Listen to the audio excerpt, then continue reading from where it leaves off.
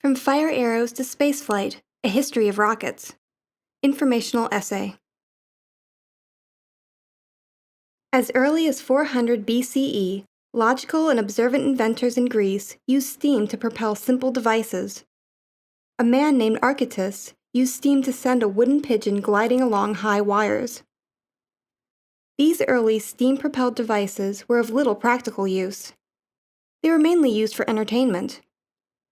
Over 1,000 years later, and thousands of miles away from Greece, Chinese alchemists learned to make gunpowder. By around 1100 CE, the Chinese were using gunpowder to make fireworks, which were used for celebrations. Simple grenade-like bombs were used in war. Before long, the Chinese learned to use gunpowder to propel fire arrows through the air. The same basic principle of propulsion was at work in Archytas's giddy pigeon and in Chinese fire arrows. But the special properties of gunpowder made the fire arrows useful tools of war. In 1232, Chinese soldiers used fire arrows to defeat Mongol invaders at the Battle of Keiken. This is the first known use of rockets in the history of warfare. To make these simple rockets, the Chinese filled a short bamboo tube with gunpowder. They capped one end of the tube, then they attached it to an arrow. Then the gunpowder was ignited. It produced fire, smoke, and gas that escaped through the open end of the tube. This force propelled the rocket through the air. The arrow helped to keep the rocket steady during flight, though its course remained quite variable.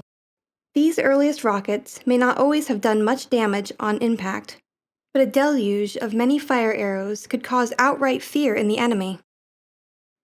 Gaining something in defeat, the Mongols learned to make similar rockets. The new technology spread rapidly across Asia and Europe, but improvements in the basic design proceeded slowly, at a sluggish pace until more modern days. By the verge of the Industrial Age, military rockets were becoming more effective weapons. In 1780, Hyder Ali of Mysuru, a kingdom in India, used heavy iron-cased rockets to defeat British forces. His son, Tipu Sultan, used the same rockets against the British with similar success. Mysorean rockets were not used merely to scare and intimidate the enemy. They were deadly weapons that cut down troops in their path. They were also used to set fire to ammunition and supplies. Determined to avenge themselves, British forces finally defeated Tipu Sultan's army in 1799. The kingdom of Mysuru ceded territory to the British Empire and became subordinate to its authority. The British soon developed their own weapons. The British based their rockets on the Mysorean rockets. A model described by William Congreve in 1807 set the standard for the Congreve rocket. The British used the Congreve rocket against the United States during the War of 1812. The rocket's red glare, remembered in the Star-Spangled Banner, refers to the fiery tint of the Congreve rockets in action. By the 19th century, technology no longer moved at a saunter.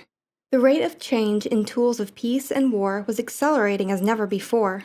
Advances in artillery made rockets obsolete for several decades. But by the 20th century, engineers were designing sophisticated rockets for use as spacecraft and as devastating missile systems. Rockets returned to the forefront of military technology. They also helped liberate humanity from Earth's gravity to explore outer space. And while rocket science has come a long way since its beginnings, it's likely to wind up light years ahead of its present state, in time.